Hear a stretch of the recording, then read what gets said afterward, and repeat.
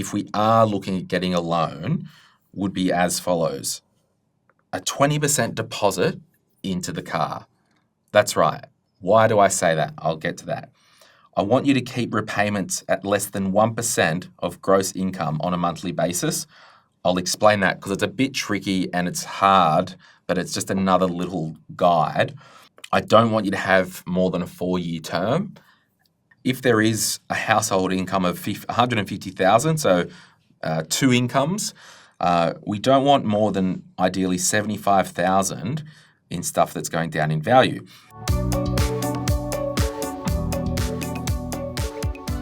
More than likely, if you are listening to this, you have a car. More than likely in the future, you will need to buy a new car. By new, I mean new to you. It could also be brand new off the car lot, secondhand, all that stuff. The biggest thing that I see when it comes to, if I step back and have a look at everyone and, personal finance, personal finance 101 type stuff, the biggest traps that I see people get stuck down with is they spend too much on a car, so they have too much car and too much rent or too much house, which inhibits them investing for the future. A couple of things. I know that there is a substantial housing issue in Australia, so we can't sometimes control the mortgage or the rent, but we can control how much we spend on a car. I've talked with hundreds and hundreds of people throughout my years as a financial advisor and now as effectively a money show host and in our Facebook community. And it's been really clear that those who have really got after it, saved, for example, for their first home or have a really big share investing portfolio, more times than not always, but more times than not, they haven't had a car loan. They've just driven around in a car that they own and focused on putting their efforts and attention elsewhere. So in this episode today, I want to talk to you about my car buying money formula that you can take, and you can take some of this stuff or you can take it all or none of it, okay? These are just some guide rails that I teach effectively when it comes to how much to spend on a car. And I'd love your feedback once you've had a listen to this, either on the Spotify app, there's comments there.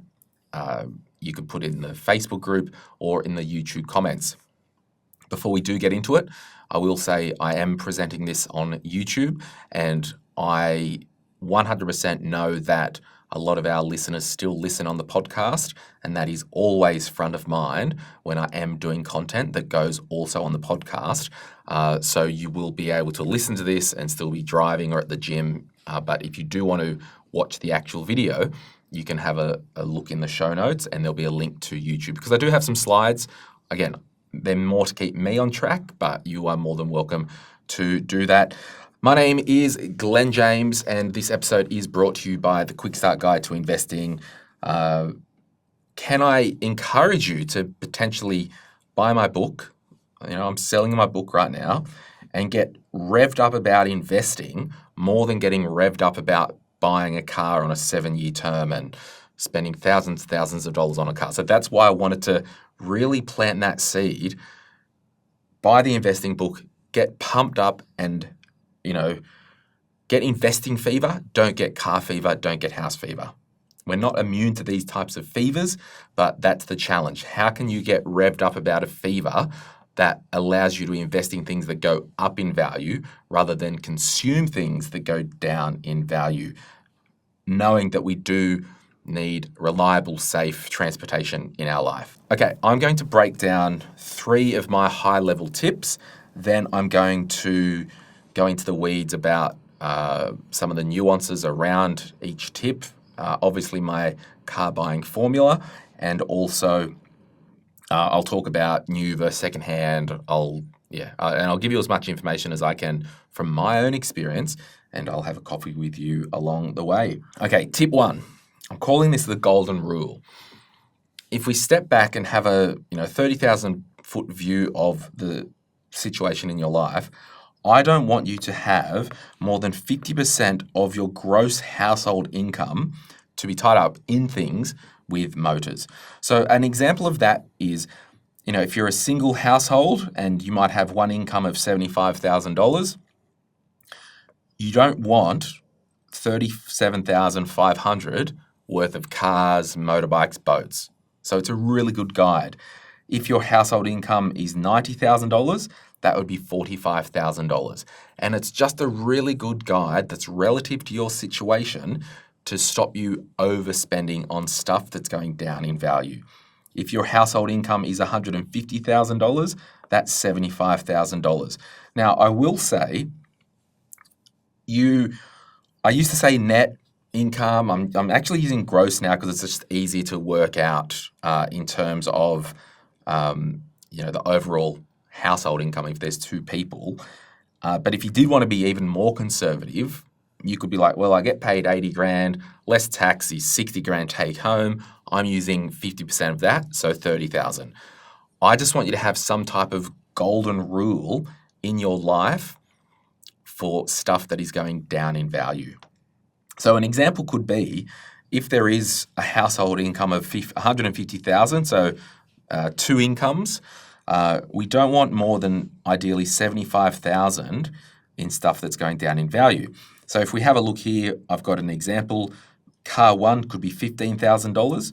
Car two could be $35,000. And then I've got a $25,000 caravan there. You might say, well, Glenn, I can't get a caravan for under $50,000. Okay, that's fine. You need to make a judgment call. If you want a caravan for your family, will you violate this golden rule? Now, there's a lot of people out there that, it was funny. Today I was actually showing a friend this. I was testing some screens and he saw this slide and he said, well, that's a BS rule, isn't it? I'm like, why? He goes, well, it's still way too much. I'm like, yeah, but this is an absolute limit, okay? There will be people who have a $200,000 household income and have cars and stuff worth $150,000, $200,000. You can do what you want, but if you want some type of guardrail in your life, this is what I personally use myself and this is what I teach. So it's just a really good guide. If you don't have the caravan, maybe you could have one car that's 30 and one car that's 35 and you're still under that threshold. Again, it's not hard and fast, but it's just a guide. My second tip is to be very clear on the type of car. I'm going to ask you a heap of questions and we'll talk about it. The first question, are you a spender or a saver? So just know, like me, I'm Glenn, I'm a recovering spender. If money's around, it will grow legs and it will get out there. So I know that I need some type of guardrails to stop me overspending on anything really. The second question is, how long will you need the car? How long have you owned your last cars? And I'll tell you why this is important soon. Who is it for and what is it for? So have you actually thought, we need this and it needs to be a compact SUV to put the dog in the back, or it needs to be a sedan because we want stuff in the boot that can't be seen? I want you to really ask yourself, are you after looks or practicalities? The challenging one when you're getting very clear on the car or even having to buy a car is it a need or is it a want? Are you just out there needing to spend some money, the car's fine, and you just want a new car? Here's the challenge. Maybe you don't need it and you need to have a cold shower and get on with your life without it. I want to ask you, what is the trade-off? And I might swing back around to that. Are you a car person? So I'm a car person. I love cars. I'm always looking on Marketplace, car sales. I watch a heap of YouTube stuff. I love cars. So I need to know I'm a spender and I like cars. The longest I think I've owned a car or kept the one car is probably 4 years. I just love, getting a new car, and I sold one recently and put that money into another one, and I just love cars. Okay, so that comes into it as well. Is it for business or private? We'll talk about a bit about that later, and also being aware of the EV FBT exemption that is out there. But I just want to talk about the trade-off, for example. Anything that we buy is a trade-off from something else in our financial life and our budget. So we've only got a pie, X amount, with money that comes in each month or each year, and that needs to be allocated. That's why I really want to get you pumped up about investing, so you can at least go, okay, we were going to buy a brand new $50,000 car. We're going to buy a second-hand one now, and maybe it's got less monthly payments, or we're going to pay with cash, and we're going to put the rest of the cash into investments. So what is the trade-off? What are you foregoing to get to your car to get the car that you want? Okay, and I think we need to say this stuff out loud. How long will you need the car, and how long have you kept the car for? I'll share a story later on around this, but I just wanted to plant that seed. My third tip is new is not always best. And what do I mean by that? Well, generally with new cars, there can be a high depreciation. It could be up to 60% in the first 4 years, like craziness, right? Warranty, it can be transferred, and you don't have to service your car at a dealership. I bought a second-hand car. It was a Lexus IS 350 F Sport. I think I paid $42,000 with that.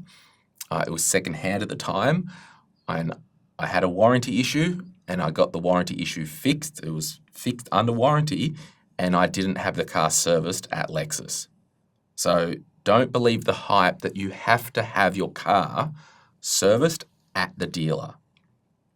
Don't believe that I need to buy brand new to keep the warranty, because often they will transfer. New doesn't always mean safer. So if you thought that getting a brand new car meant that you are getting the safest car because I need to have the safest car and whatnot, if you have that logic, you would need to buy a brand new car every year. Okay?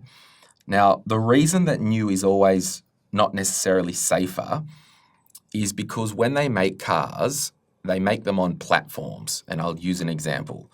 The shape of Lexus that I had, it started in 2013, and I actually had, my first Lexus was a 2013 IS 350, and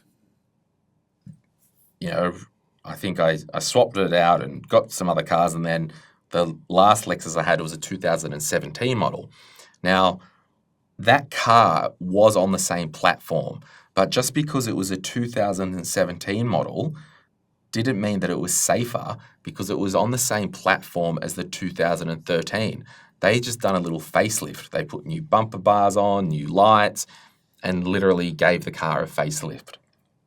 And what actually happened, I think in the early 20s, Lexus did another refresh, and it was a bigger facelift, and they did tweak the interior, but that car they stopped selling it in Australia because it didn't meet the current safety standards in Australia, because it was still based on the 2013 platform. So new is not always safer, categorically. When buying secondhand, I'm a big believer that 3 to 4 years old with maybe up to 60,000 kilometres could be the sweet spot. Working out an amount of kilometres that's probably reasonable could be 15 to 20,000 kilometres per year. That could be a reasonable guide. Now, the thing is, if you do go down new car territory, you could be tempted to buy more car than you need or can afford, and you get upsold, you get emotional, you get car fever, and guess what? New cars, they still get dented, they still get scratched, they still get stone chipped. You still run the rims across the divider in the road on Parramatta Road when a truck's like merging over. Just ask me. Like, this is primarily why I don't buy brand new cars myself, because they just get trashed anyway. Okay, how to pay for your car. There's broadly 3 ways to pay for your car. Or there's actually probably 2 ways to pay for your car. And then there's kind of some subcategories. But literally, I pay cash, I've got money in my account, I transfer that to the person or the car dealership. You can get a loan. And by loan, I mean personal loan, a car loan, could be a family loan, any type of loan. Dealership finance, which is also a loan. You might have a mortgage and you might you might go to your mortgage broker and do a refinance. And, if you wanted to buy a $30,000 car, you get them to do a $30,000 split on the mortgage. And then it's its own $30,000 mortgage. Or there is a novated lease or a chattel mortgage, which is more if you're self-employed and have your business and you want to buy some work finance. Often the chattel mortgage is the method that is favourable, or a novated lease if you are doing some type of leasing arrangement and salary packaging. But just on this, I'll just draw it here. I'm just drawing an XY axis. So if we, at the bottom left, we'll say that, the dollar amount on the bottom axis, and then the side axis would be the interest rate. So generally speaking, as we go up this curve, the cheapest interest rate would literally be cash, because you're not borrowing money, you've got cash. And you could even think, well, I'm renting, I don't have a mortgage, because I think that the mortgage does enter the chat. If you do have a mortgage, a home mortgage, and we can talk about that. So we go cash, and then it could be some dealership finance, or your mortgage rates, or the lease rates could be lower interest rates. A personal loan would then be a higher interest rate, and then car loan, then a personal loan up the top. So there is a spectrum when it comes to loans, because it's all got to do with the security. But I will say, more times than not, the interest rate isn't actually your problem. Your problem is you bought too much car and you've got to pay the capital back. So my general rules of thumb, if we are looking at getting a loan, would be as follows. A 20% deposit into the car. That's right. Why do I say that? I'll get to that. I want you to keep repayments at less than 1% of gross income on a monthly basis. I'll explain that because it's a bit tricky and it's hard, but it's just another little guide. I don't want you to have more than a 4-year term, and I don't want you to have a balloon payment. And a balloon payment is at the end of the term. You have to effectively pay, like sell the car and pay the remaining loan back, or get the money from elsewhere and pay the balloon off.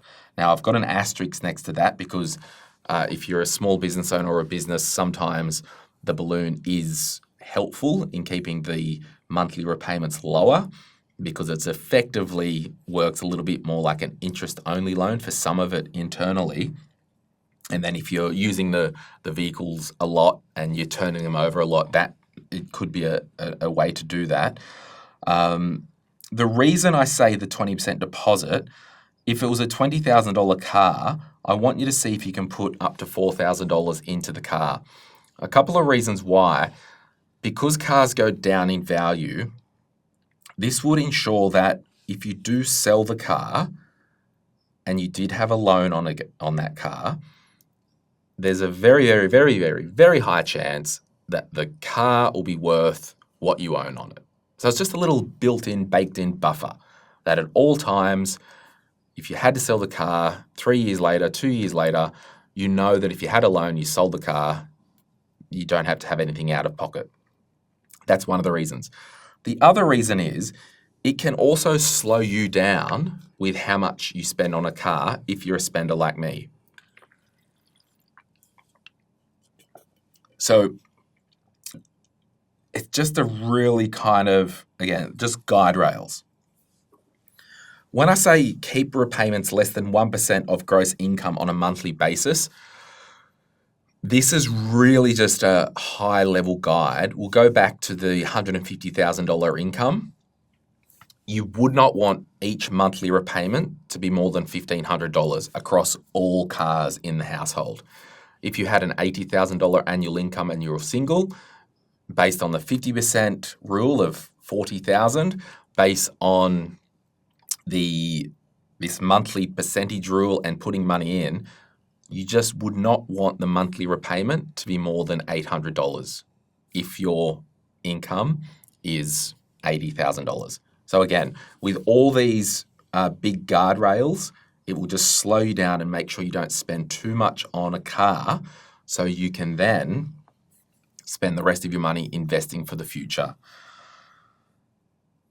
Here is an example of this rule in play. So the example is the household income is $150,000, which means, monthly repayments for both cars or stuff, but realistically, we don't want you to be borrowing for caravans or boats or motorbikes. It's $1,500. The first car they've got, it's a Mazda CX-7, and that costs $25,000, and that's what it's worth. And the second car needs replacing. So the maximum that they could kind of use into the second car is $50,000. Now, they want to get a Toyota Land Cruiser Prado, and I've just kind of looked online. There's one here that's $43,000 or $43,900. We'll assume that they got it for $42,000, which means they would need a deposit of around $8,400 based on this car here. And we'll assume that the $8,400 is the price of the car that they need to be sold. They're upgrading. So had to upgrade the car. They maybe sold it for 10 grand or whatever that is. They're going to put around $8,000 into the new car. So that means we need a loan of $33,600 over 4 years. Okay. I said before 15 to 20,000 Ks a year is probably okay. With a diesel Prado like this, that's, 20,000 a year on a diesel is totally reasonable and fine. So let's have a look at these two examples of monthly payments. This first one here, I think it was just a CBA car loan calculator. If we have a look here, the interest rate is 8.29%. But again, the interest rate, it's not the biggest part of the equation. It's literally the capital each month that you're paying is more of an issue. It's a secured car loan, so that's going to be $825 a month for this scenario. The interesting thing was, and this is why you have to say out loud that I don't want to do more than a 4-year term. When I opened this browser and the thing, it defaulted to a 7-year term. And this is where it can be the slippery slope. You go to the car yard, you get car fever. Oh, we really want that one. Oh, it's more. And they go, oh, that's okay. Well, if you can't afford the $200 a week, we can make it $142 per week, but make the term 7 years, and then you've got your car. Okay, so you've spent more on the car, and you just spread it out over longer.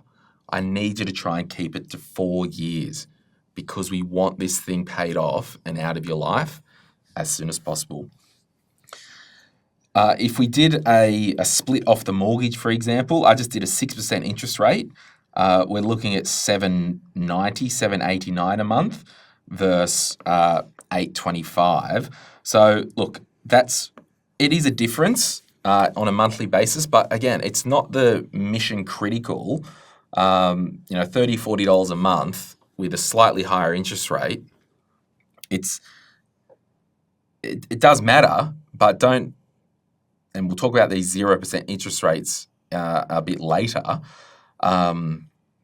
It does matter, but it's not the driving force. It's like when people invest, I don't want to pay, $5 for brokerage. I'm like, yeah, well, we want to keep our investing costs as low as possible, but let's not bury the lead here and say the primary objective is to invest as much money each month for as long as possible, and we'll pay a bit of brokerage along the way. The same with this car thing. We want to get a car that is reasonable based on these parameters and obviously pay the cheapest interest rate possible, but not leading with, we're going to buy a brand new and it's going to cost more, but it's 0% interest rate. Let's not kid ourselves. So just to recap, then I'll have a break and take a drink, and I'll come back and we'll continue the conversation with dealer finance and some other little hints. So the recap, anything in our financial life with motors that are toys, boats, caravans, motorbikes, cars, anything more than 50% of our gross household income. That's a good guide. It doesn't need to be new to be the safest. See if you can put a 20% deposit into the car. 4-year loan term, let's try and stick to that and keep all repayments less than 1% of your annual income on a monthly basis. Now, you're allowed to save up and buy a car with cash. You're allowed to do that. Even though you might have a mortgage, you might have equity in the house, you're allowed to save up and buy cash. I save up and spend cash on cars because I'm a spender, I turn my cars over fast, and I don't want a trail of payments. It is financially, quote unquote, better for me to probably get a car loan, because if my mortgage offset is 6% and a car loan can be the same interest rate, it makes sense that a car loan is probably better, but I'm just not pulling that thread. If I need to upgrade the car in the company because, sometimes I need to, if we've got events, I'll often drive to events and, run around and go to meetings and whatnot in the business. If I do need to upgrade the business vehicle, I think at this stage I'll still pay cash. Maybe I'll entertain a loan again, but I'm really not rushing out because it's the fastest way to get sucked up emotionally, go to a car yard, get a loan, and you have way too much car. So you are allowed to pay cash for cars and just get as little car you can in terms of cost. I know that the cars are expensive. There was a slide, I didn't mention it on the other slide. Generally, in terms of secondhand, Japanese cars are the way to go in terms of availability of parts, the quality of the build. They do hold their value a bit more, but you just want to spend as little as possible on a car. And if someone wants to save up and pay cash and they've got a mortgage and all that, they are allowed to. I will say as well, if you do have a mortgage and you did want to go to your broker and there was a legitimate need and we had to upgrade and we wanted to spend $50,000 and we're going to get a secondhand Prado or an Everest or Ranger or Hilux or whatever, insert car here, just get them to set up that mortgage as a second or third mortgage, so it's its own mortgage. And this is the issue. You will likely have that set up so the repayments are for 25 years, but you need to pay it down within 4 years, okay? Or if you've already got a mortgage and you've got money in the offset account, maybe, and this is where, I used to be a bit critical of car loans, and I haven't really had one since my business 8-9 years ago because my car was basically my office and I'd rent it through there. Sometimes it's better to get the car loan, if you don't want to pay cash, and that's fine, but sometimes it is better to get the car loan even through the dealer or a secured car loan through your bank, have that on the 4-year term, than doing the mortgage redraw or the mortgage money out of the offset, or even setting up another mortgage, because at least you know that it will get paid down within 4 years, and that's out there. So we'll take a break. When we come back, I'm going to talk more about this dealer finance and some other things. And we might even do a part 2 episode, and I'll answer all your car questions. So if you are watching this on YouTube, put any questions in the comments, and I'll also ask on the Facebook group for car questions, because we'll do a part 2 to this episode. Okay, what about dealer finance? Now, there's a couple of things that are going on here. I was talking to John, who hosts the podcast with me, and this is property, and he just bought a new Prado, and he lives in his car. So the business bought the Prado. He lives in it. He's always driving around looking at properties. He drives it to, out west when they're doing stuff out there with property. So his business bought that, I'm pretty sure. He said. Oh, no, he did, because, for example, if you can see here, and you don't need to see this if you're just listening, Toyota and a lot of these brands have this guaranteed future value. So you basically go into the deal, you buy the car, you use the dealer finance, and they say at the end of the term, we'll guarantee buy the car back off you, or you just walk away, right? So there's no out of pocket. A couple of things there. They have kilometre limits. So if you're over a certain amount of kilometres, you'll get penalised cents per kilometres over that amount. So you've got to check that. But the important thing to understand with this stuff is they want to keep you on the brand new car train every 4 years, every 5 years. It's a never-ending cycle. You just get stuck in this, we just pay $600 a month or whatever that amount is on this car, knowing that at the end of the time we can go in and swap it out for a new car. Yay, all that's good. I'm just not entertaining this stuff, particularly if you want and have had a car that you own for many years. A friend of mine the other day said, we're thinking about buying a Prado, and this friend knew John, and I'm like, okay, I don't think you should do that, because their current four-wheel drive, they bought it brand new in, I think, 2011, okay? So, and let's go there. Like, I'm not against brand new cars. I just want you to go into any car buying situation with open eyes. I want you to go into any car situation with some type of framework, and that framework for you could be, I just don't spend more than $10,000 on a secondhand car to zip around and park at the train station. Awesome. Don't let people tell you have to buy, you should buy a brand new car and all this crap. And I said to my mate, hey, I don't think you should buy that Prado from, you're going to buy it from Toyota, but not with their finance, with the guaranteed buyback. Because your current car you've had since 2011, you guys keep your cars a very long time. So yes, if you do want to go and buy the brand new car, and that's another factor, there's no point in me buying brand new cars because I just flip them out every 3 years. But if you're a long-term car user and you're going to have it for more than 7 to 10 years, knock yourself out, buy new. If you go through the other frameworks of what we've talked about, all the thresholds, and put some money into it and all that stuff to slow you down. And I said to them, don't do more than 4-year finance term. Don't do balloons, because they want you onto this brand new car train every 4 years, where the history in your situation says you buy the car, you pay it off, and you keep it for another 6 or 7 years. So that's why you really need to know how you use cars. So they're not going to do that. I saw this online. It's the MG end of financial year.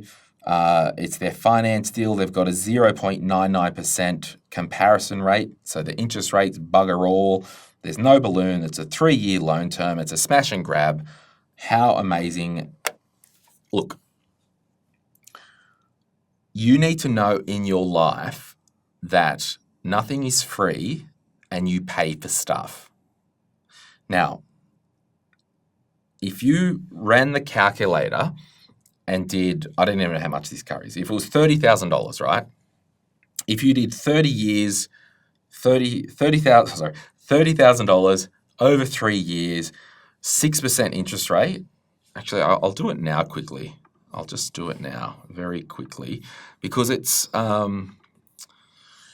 what is the monthly repayments on a 30K loan over 3 years and interest rate of 6% and a comparison interest rate of 1%. So,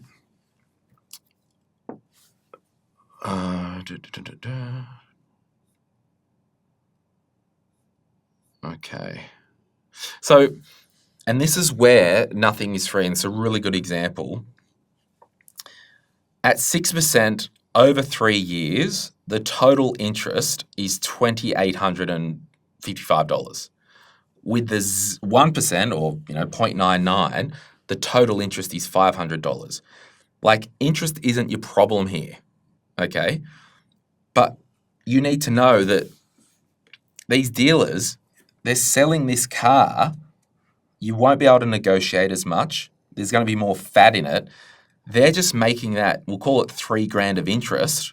Like, the difference could be $2,500 or $2,200.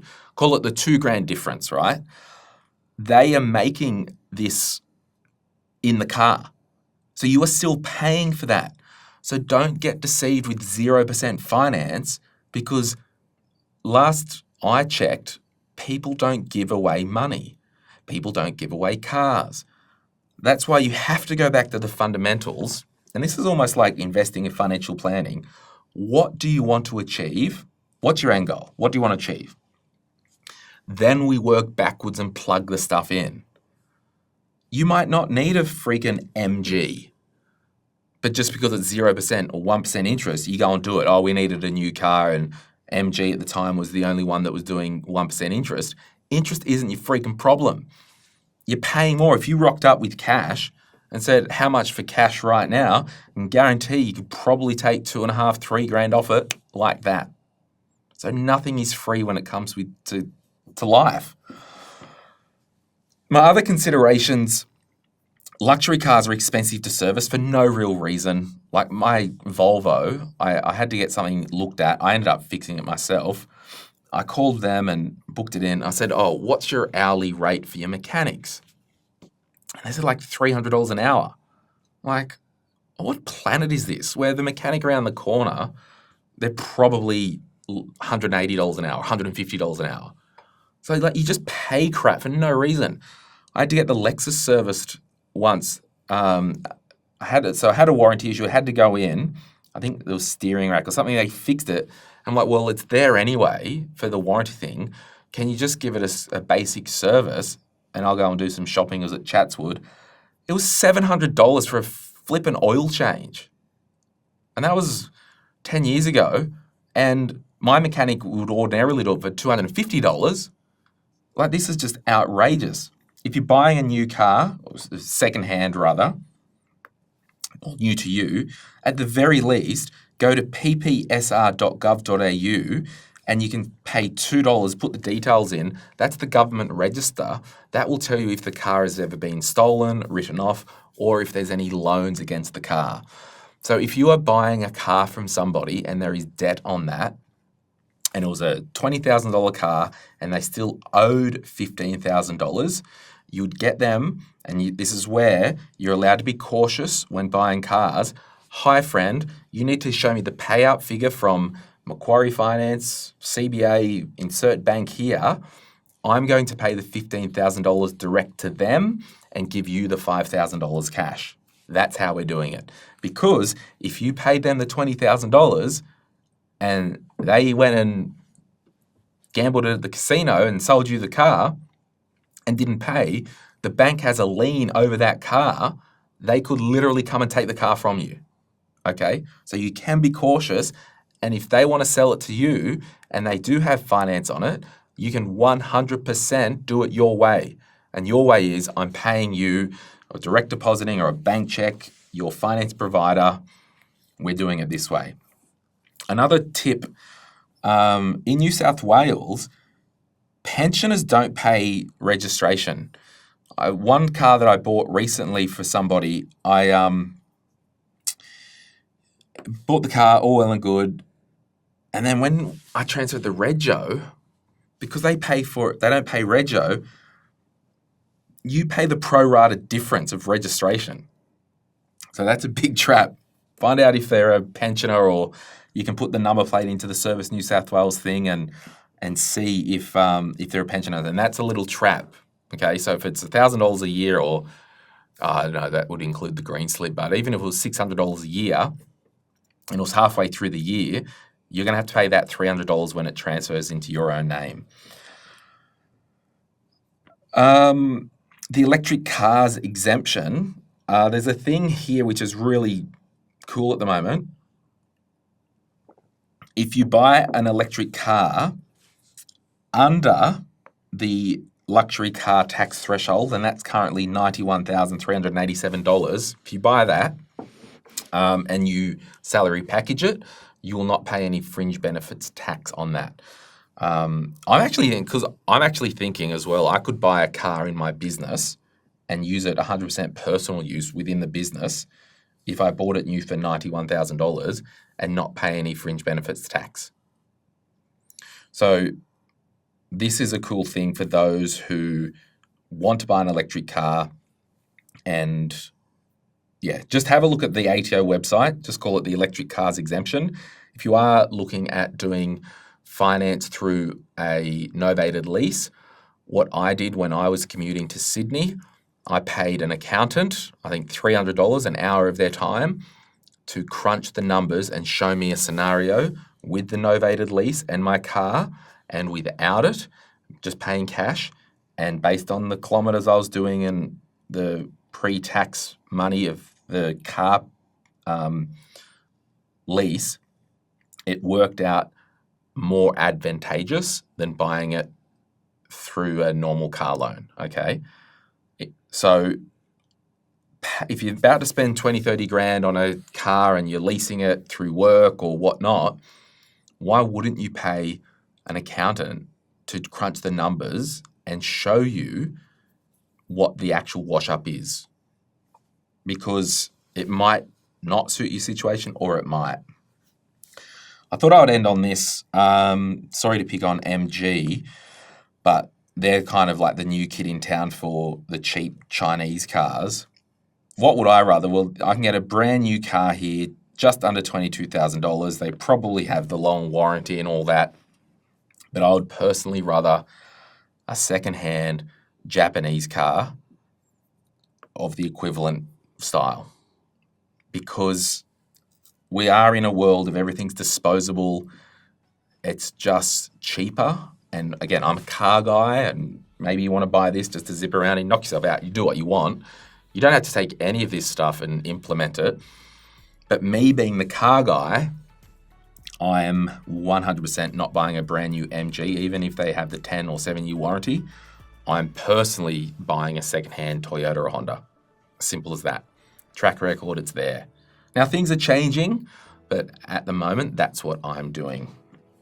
So thank you so much for listening today. And yeah, I don't know, let me know what your thoughts are about financing cars or buying cars.